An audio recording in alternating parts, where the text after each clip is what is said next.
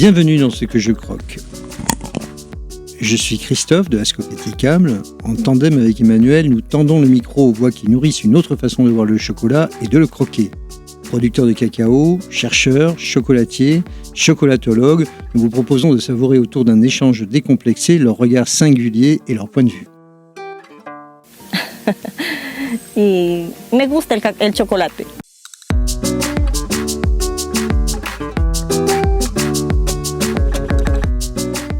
Anti-stress, antioxydant, anti-hypertenseur, bon pour le cholestérol, idéal pour les régimes. On a vraiment tout entendu sur le thème des bienfaits nutritionnels du chocolat. On a pu tout lire et surtout son contraire sur ses vertus. Alors pour éclairer nos neurones, nous recevons Anne et Caroline Debache. On les surnomme dans le métier les sœurs chocolat et pour cause. Adoratrices de chocolat depuis toujours, elles partagent au quotidien leurs découvertes sur leur site et leur compte Instagram éponyme, le chocolat dans tous nos états. Pharmaciennes de métier, spécialisées en nutrition, elles appliquent leurs connaissances pour remettre le goût et le plaisir au centre de la table tout en prenant le nutritionnellement équilibré. Alors pas de diktat dans leur discours, mais simplement le plaisir et la gourmandise guidés par le bon sens et surtout les résultats factuels apportés par la science. Avec Anne et Caroline Debache, remettons les pendules à l'heure.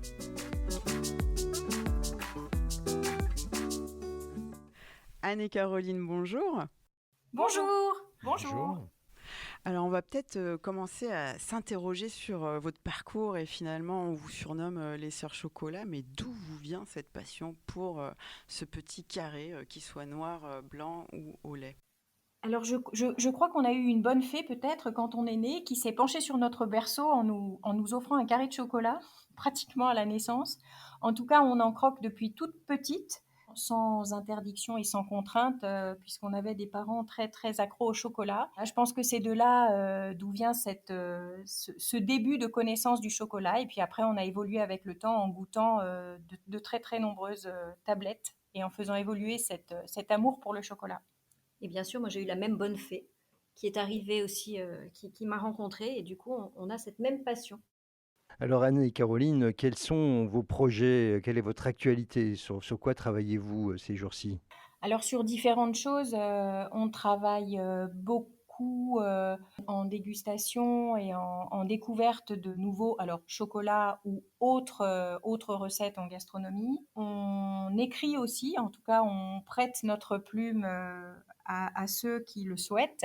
Et puis on travaille aussi beaucoup en nutrition, qui est notre dada depuis bien longtemps et qu'on pousse en termes d'expertise pour aller vers des données toujours prouvées, scientifiques, appuyées sur des études, pour justement pouvoir trouver les bonnes réponses et l'équilibre entre ce qu'on peut lire parfois, qui n'est pas toujours juste, et avoir un propre avis.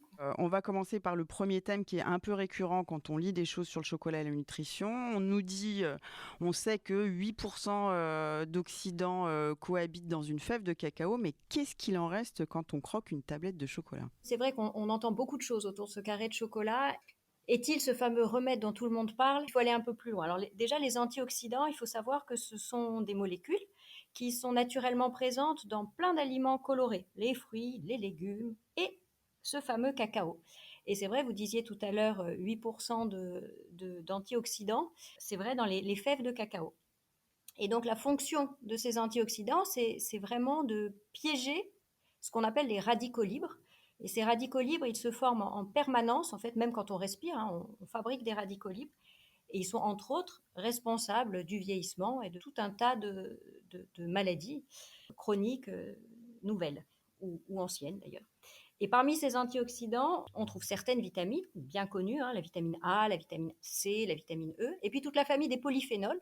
Et c'est ça qui nous intéresse parce que dans ces polyphénols, il y a les flavonoïdes qui représentent 90% des polyphénols du cacao. Donc en ça, la fève de cacao, elle est hyper riche en antioxydants. Maintenant, il faut nuancer parce qu'on entend souvent qu'ils sont importants pour la santé et que c'est cette richesse en polyphénols qui donne toutes ces vertus au chocolat.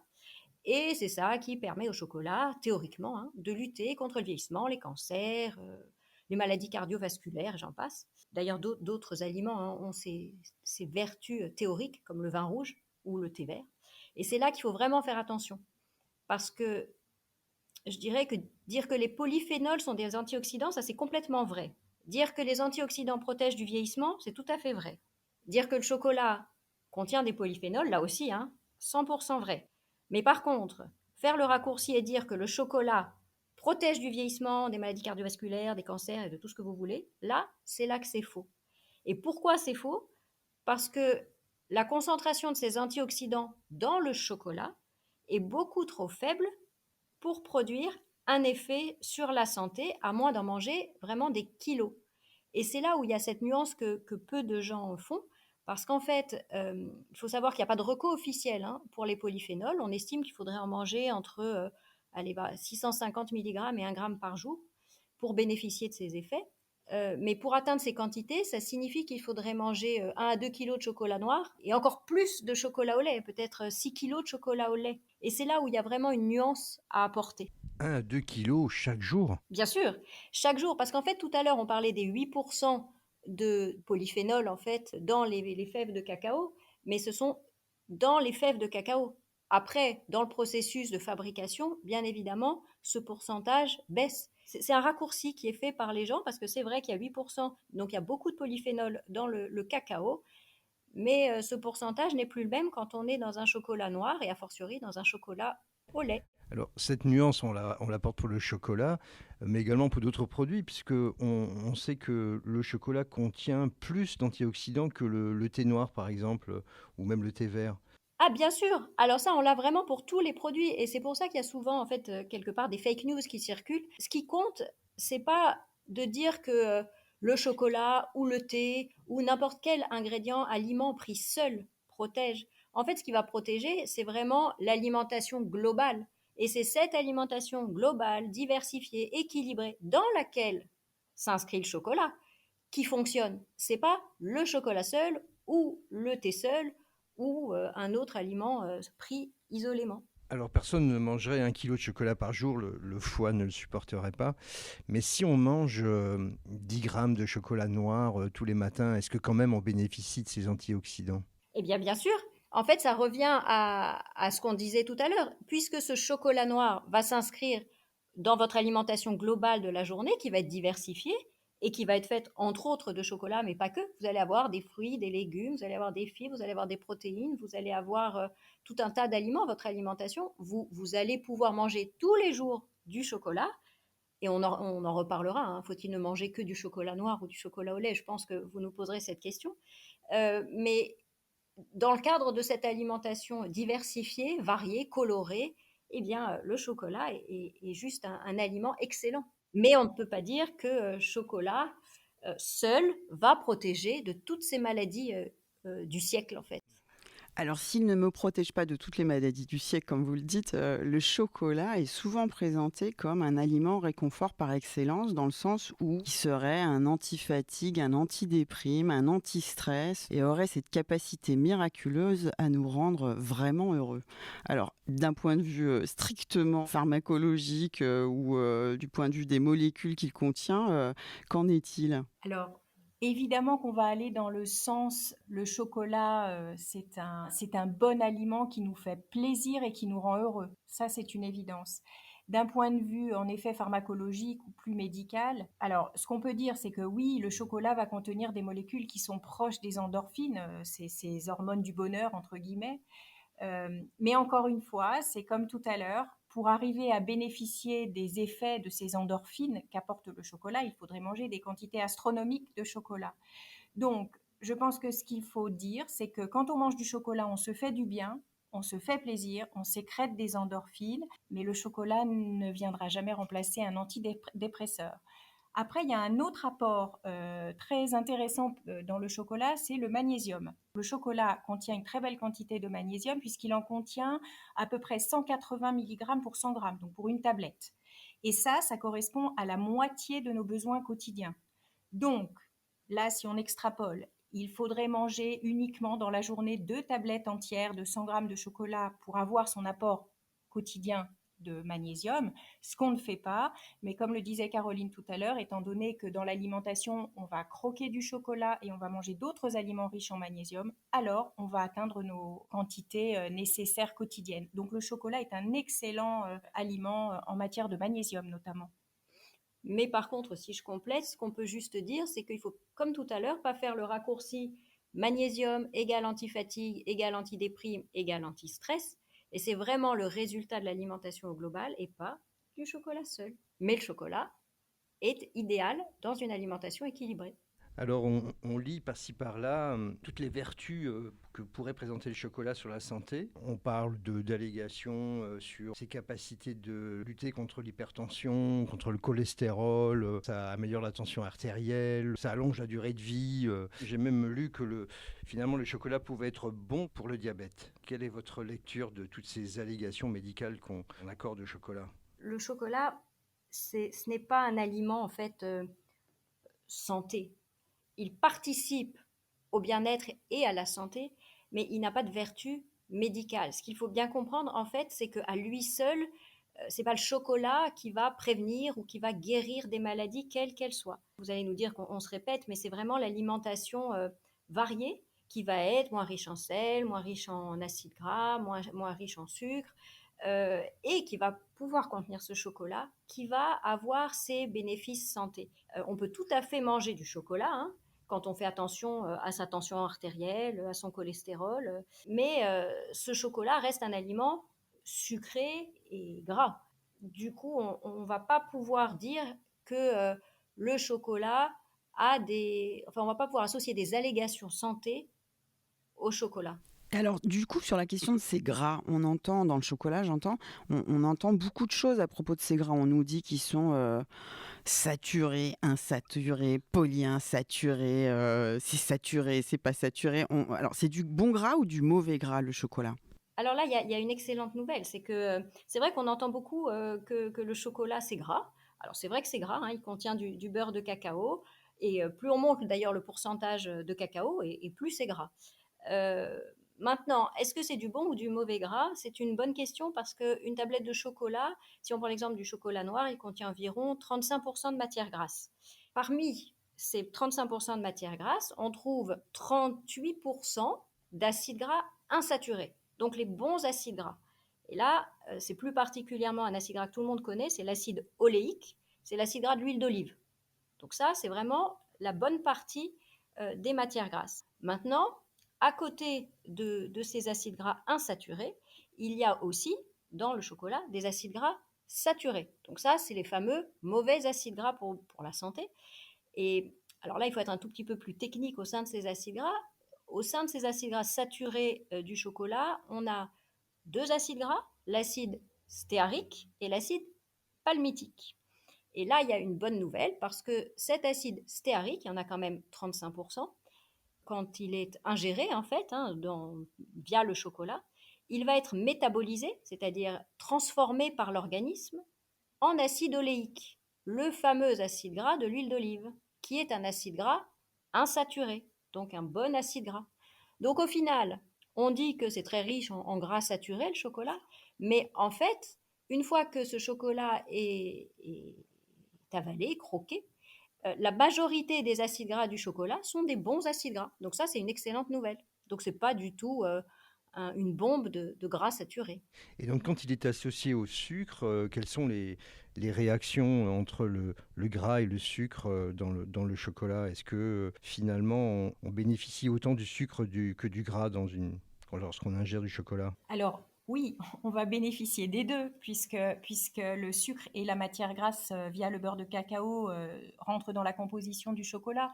Maintenant, quand on croque ce chocolat, en fait, ce qui a été démontré, c'est que les matières grasses vont ralentir la libération du glucose dans le sang.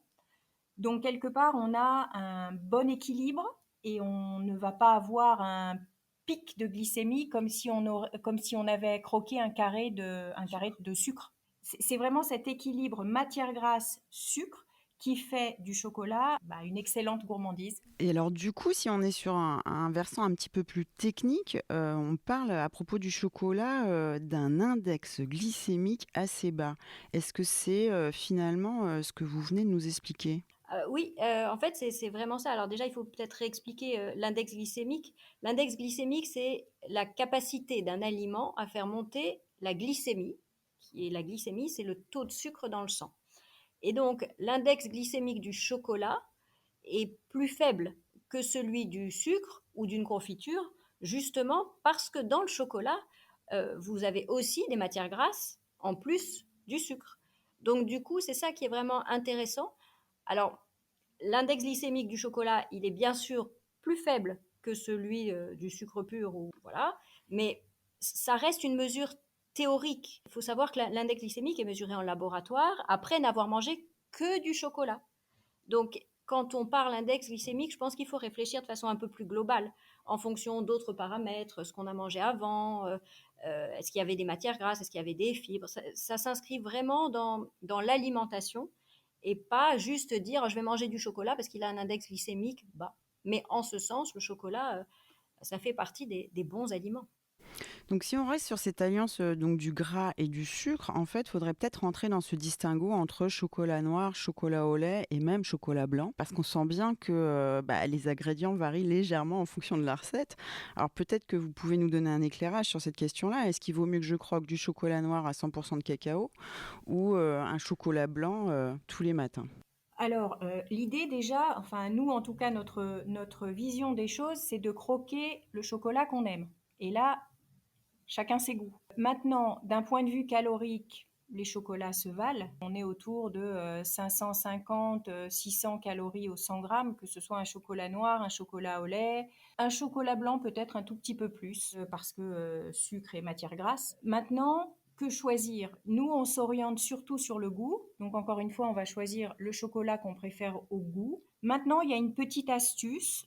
Il suffit de retourner les tablettes et de regarder la composition et d'essayer de privilégier les tablettes dont le premier ingrédient est la pâte de cacao et non le sucre. Et on est très bien servi chez vous. Et on est très bien servi chez vous avec vos tablettes, notamment les tablettes de chocolat au lait.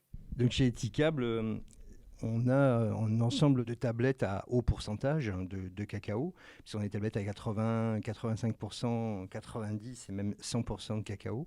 Et à vrai dire, on sent bien que nos consommateurs sont prêts à aller vers des expériences gustatives avec des pourcentages de cacao aussi élevés. Finalement, nos consommateurs ont envie de consommer moins de sucre. Comment est-ce qu'on peut leur apporter un éclairage sur le rapport sucre, matière grasse ? Parce que finalement, lorsqu'on consomme une tablette avec plus de cacao, on a plus de matière grasse, mais on a moins de sucre. Mais est-ce qu'on peut dire que finalement c'est quand même mieux parce que ce qui est vraiment mauvais, c'est le sucre plus que la matière grasse ? C'est compliqué parce qu'encore une fois, il y a une notion de dose. Est-ce que vous allez manger 1 kilo de chocolat ?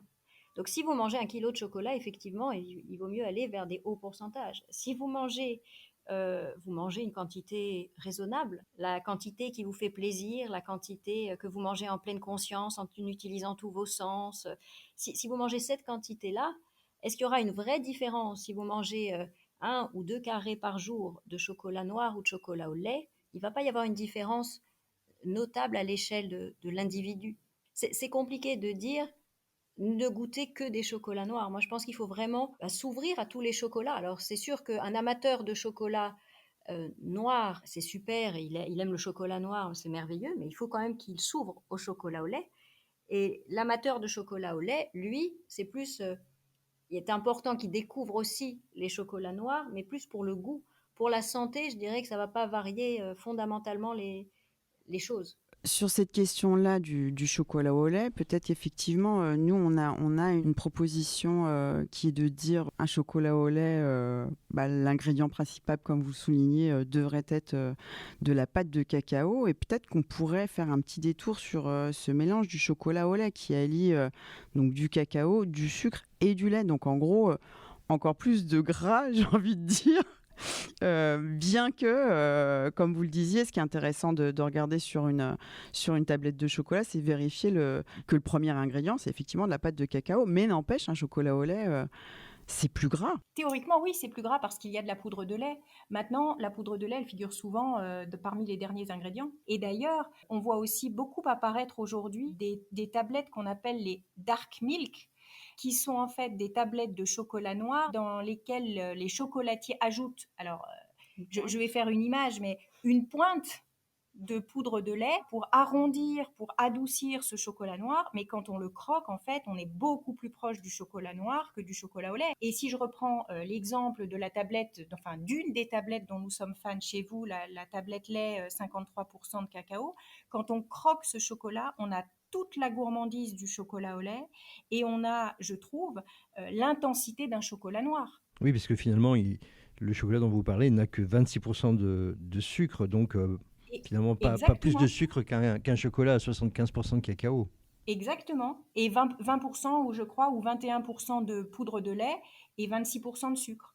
Qui lui donne toute sa rondeur. Oui. Exactement, exactement. Mais tout en lui laissant son intensité. Alors, sur les cacao au pourcentage, quel est votre ressenti des choses? Parce qu'on voit bien qu'aujourd'hui, nos consommateurs, en tout cas, enfin en France, on consomme beaucoup de chocolat noir. Nos consommateurs, dans notre rayon, là, les gens qui consomment des chocolats bio, sont prêts à aller sur des pourcentages de cacao très élevés. Que dites-vous des chocolats à 80, 85, voire 100% de cacao, d'un point de vue du plaisir, du point de vue gustatif? Ah oui, alors ça aussi, ça fait partie un peu des idées reçues.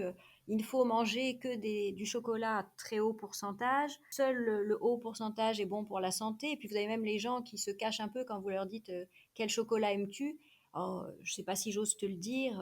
Moi, j'aime du chocolat au lait. Ah, je suis pas sûre, le chocolat au lait, c'est vraiment un chocolat. Si, le chocolat au lait est un chocolat. Donc, la première chose pour choisir son chocolat, c'est vraiment le plaisir. Celui qui vous fait plaisir, celui qui est à votre goût.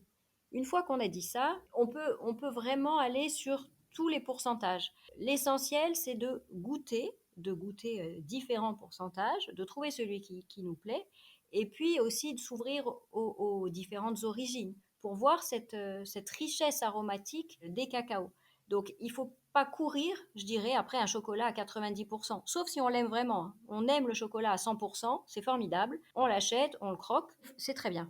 Si maintenant on l'aime moins, il faut surtout pas se forcer à manger un haut pourcentage simplement parce que c'est meilleur pour la santé, entre guillemets. Chez nous, en fait, les chocolats entre 70 et 75%, on trouve qu'ils sont super équilibrés parce que justement, il y a toute cette palette aromatique. Alors, cette question des hauts pourcentages, on fait tout de suite effectivement la connexion entre j'ai un gros pourcentage de cacao, donc du coup, je vais avoir une amertume, on va dire, en termes de papilles, quelque chose qui va un peu me racler le palais en termes d'astringence. Est-ce que effectivement, vous voyez les choses comme ça? Parce que nous, on a des propositions sur les hauts pourcentages où on l'adapte en fait finalement la recette au terroir, et donc du coup on n'a pas forcément des chocolats à haut pourcentage qui ont une amertume, je pense particulièrement aux 80% Équateur avec ses variétés nationales.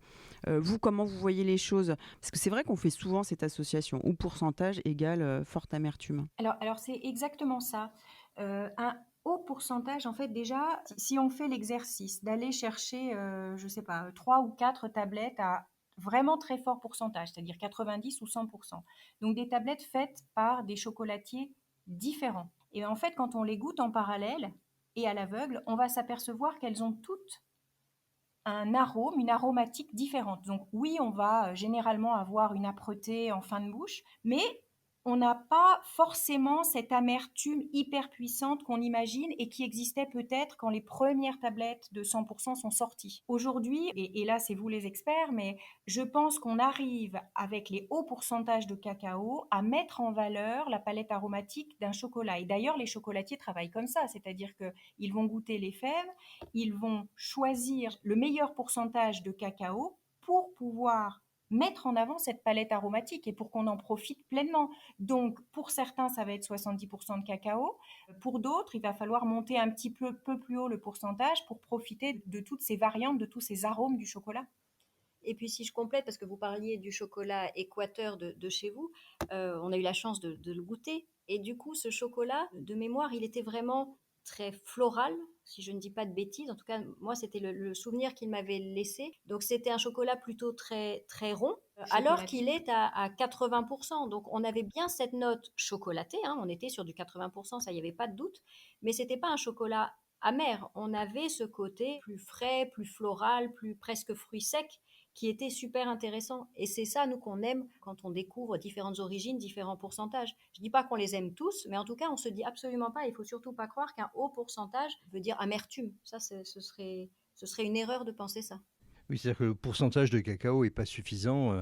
C'est aussi le terroir, le type de cacao. Et c'est vrai que ces cacao-là d'Amérique latine ont cette capacité d'être très doux, miellés, enfin, qui ont cette douceur intrinsèque qui fait que finalement, on n'a pas l'impression que ce sont des très hauts pourcentages. Mais alors, quand on consomme des cacaos, des chocolats à haut pourcentage, finalement, d'un point de vue santé, c'est quand même mieux, parce qu'on consomme quand même moins de sucre, plus d'antioxydants dont on a parlé tout à l'heure. Donc, on peut quand même conseiller de consommer plutôt des chocolats à haut pourcentage. Alors on va rester, nous, sur notre ligne. La différence étant minime, on consomme celui qu'on aime. Parce que vous allez en manger combien? 20 grammes, 30 grammes, 40 grammes, 50 grammes? Est-ce qu'on va atteindre le fameux kilo, les 6 kilos? Jamais. Donc en fait, quand on parle, c'est vraiment une notion de quantité. Quelle quantité en mange-t-on pour avoir des bénéfices, encore une fois, santé? Donc manger du chocolat noir, franchement, allez-y, vous aimez le chocolat. Déjà, mangez du chocolat, mangeons du chocolat, ça c'est super important de le dire. Il faut manger du chocolat, c'est un excellent aliment et il n'y a rien de mieux que le chocolat. Maintenant, on ne peut pas faire une prescription généralisée et dire à tout le monde manger du chocolat. Alors c'est vrai que les Français mangent beaucoup de chocolat noir et c'est très bien, mais je pense que c'est plus dû au goût, au palais en fait, à l'éducation. Après, il faut s'ouvrir au chocolat autre. Et là, c'est plus chez vous, parce qu'en fait, c'est vrai que si on prend le cas des chocolats du supermarché classique, les chocolats au lait sont souvent des chocolats très, très, très, très sucrés.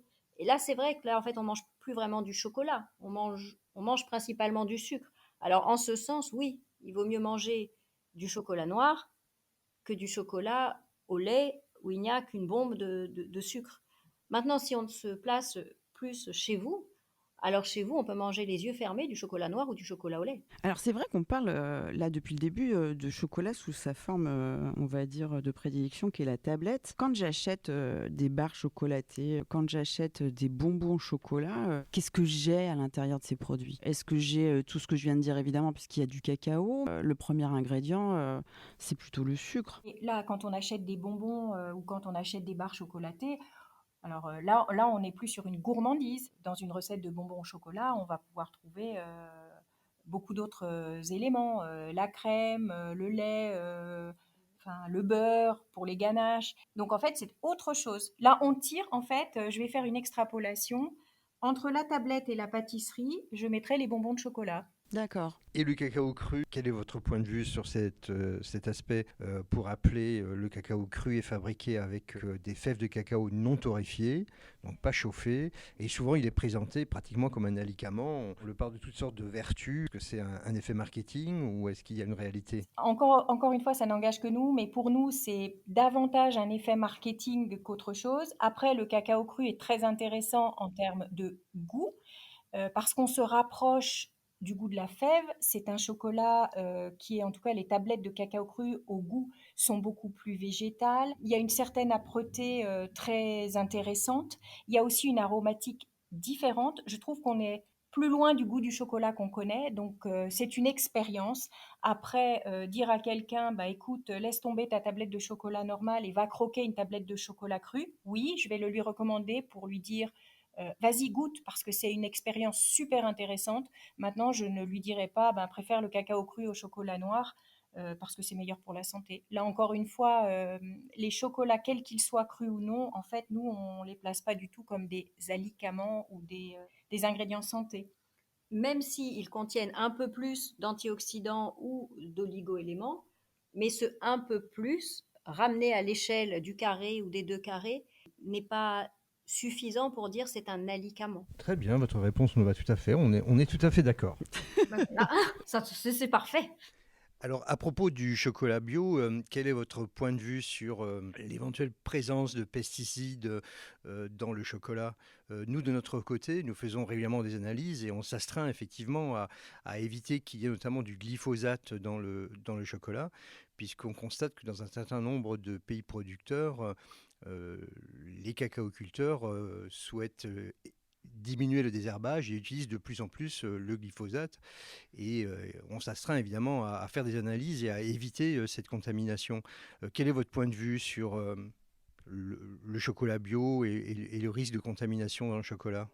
Au départ, pour nous, le bio n'est pas un critère de choix pour le chocolat.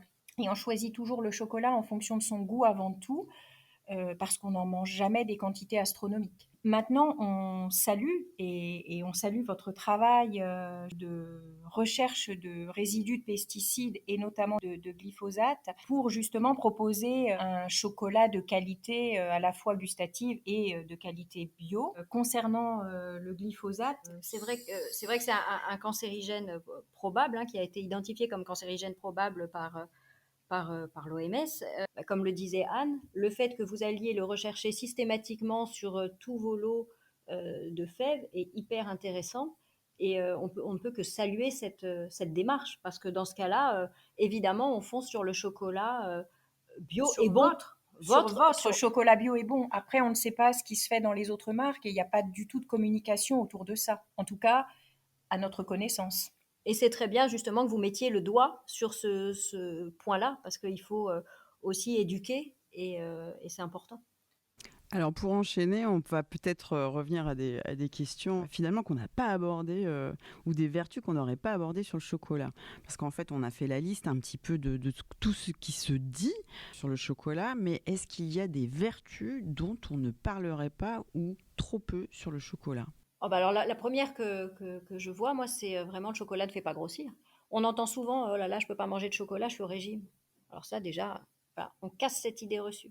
Même au régime, on peut manger du chocolat, ça ne fera absolument pas grossir. Une deuxième idée, on entend souvent, tiens si, que le chocolat donne des boutons.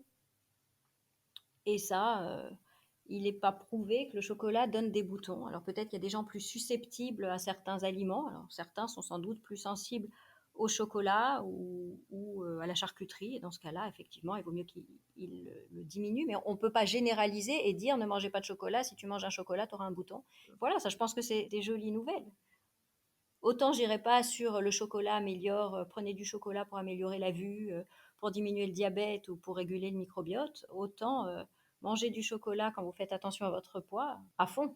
On va partir sur une question plus de plaisir et de votre expérience par rapport à la dégustation de chocolat. Je crois que vous avez dégusté quelques centaines, au moins un millier de tablettes. Alors on a envie de savoir quel est votre top 5 de vos chocolats préférés parmi tous ceux que vous avez dégustés.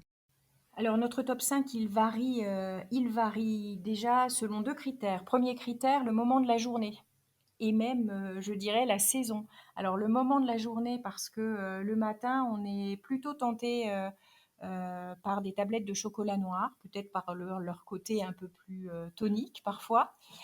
Et quand on évolue dans la journée, on va plutôt vers du chocolat au lait. Et puis aussi en fonction des saisons, euh, c'est vrai que en été, on est davantage chocolat noir que chocolat au lait, ce qui est très étonnant. Et puis ça dépend aussi de l'humeur.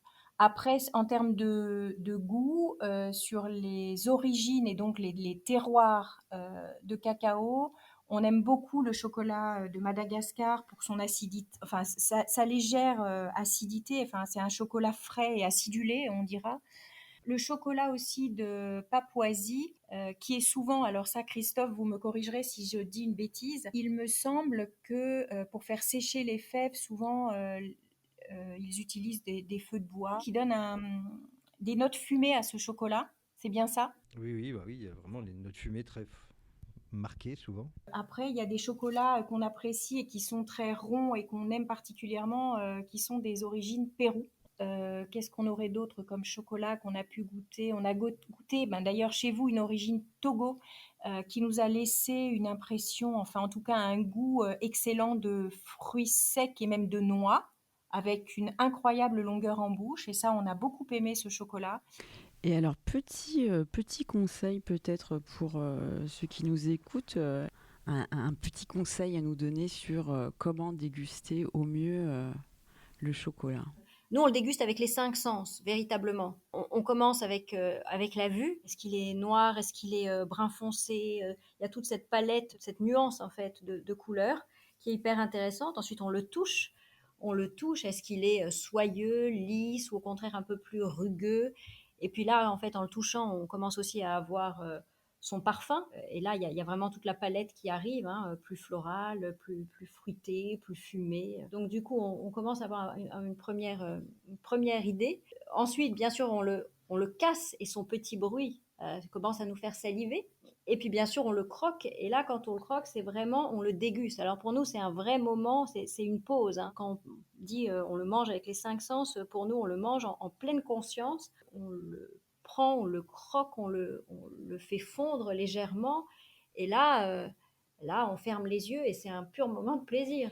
Et si on peut donner une petite recommandation, quand on croque du chocolat et qu'on a vraiment envie de le savourer et de l'apprécier, je trouve qu'il faut le prendre loin des repas, parce qu'un repas, et notamment un repas épicé, quand on croque du chocolat en dessert, eh ben en fait, on n'apprécie pas tous les arômes du chocolat. En fait, je pense que les papilles sont un peu saturées et que là, on va perdre en intensité aromatique. Il nous arrive de croquer du chocolat après le repas et c'est pas un souci, c'est parce qu'on en a envie et on le fait. Mais en revanche, quand on le prend comme ça, loin d'autre chose, là, on apprécie complètement le chocolat, qu'il soit noir ou lait. Et d'ailleurs, aussi une autre petite chose, si on veut vraiment voir toute la palette d'un chocolat, moi j'encourage les gens à le goûter le matin et le soir. Et on n'aura pas du tout le même goût le matin et le soir, pas du tout. En tout cas, on aura vraiment d'autres notes qui apparaissent en fonction du moment de la journée.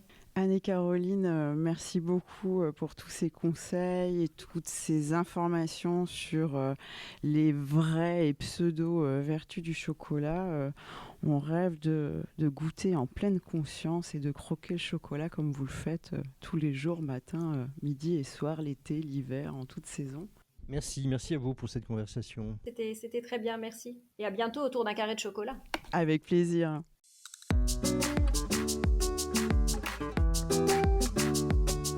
Vous avez savouré cet épisode, on compte sur vous pour le partager avec d'autres aficionados du chocolat et à le décorer de quelques étoiles sur votre plateforme d'écoute préférée. Vous pouvez également nous laisser un commentaire, une note et surtout n'hésitez pas à nous écrire sur les réseaux sociaux, à nous proposer une thématique pour une future émission. Notre podcast se nourrit aussi de vos envies.